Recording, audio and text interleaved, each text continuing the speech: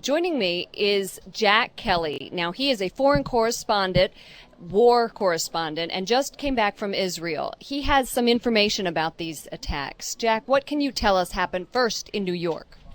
Apparently what appears to happen was that at the same time two planes hit the building, that the FBI most likely thinks that there was a car or truck packed with explosives underneath the buildings, which also exploded at the same time and brought both of them down. Now, that's the first time we're hearing that. So two planes and explosives that were in the building. Is that correct? That is the working theory at this point. That is still unconfirmed, but that is what the FBI is going on at this point. Now, here in Washington, can you tell us what happened with this jet? We believe it's an American Airlines jet that was going from Dulles International Airport to Los Angeles. Can you tell us about that? At approximately 9:45, the plane hit the side of the building over there.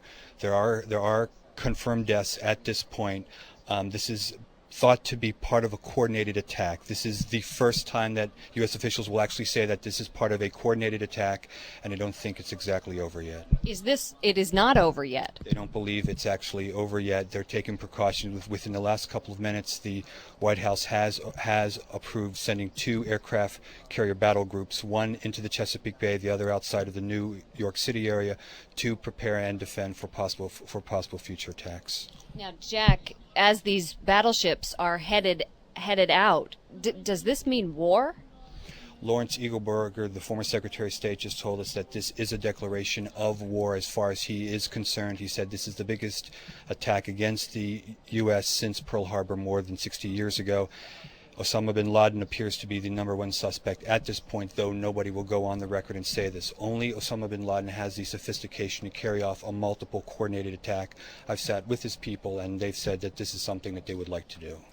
As recently as just a month and a half ago or so, isn't that correct, when you sat with Osama bin Laden's people? In Dubai, and one of them at that point said that they were considering more attacks against the U.S. Also, what's interesting, 3 weeks ago, a U.S. official warned the Taliban through a third person was that should there be any more attacks, that the U.S. would respond militarily. At this point now, the Pentagon and the CIA and the FBI have identified a possible 100 targets within Afghanistan to possibly strike back.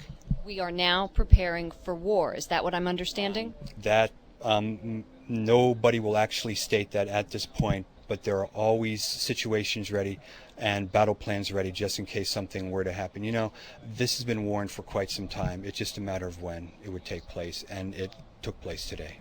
Jack Kelly, foreign correspondent for USA Today, who has covered several wars and has just returned from Israel, where there was a car bombing. He is reporting that the number one suspect is Osama bin Laden.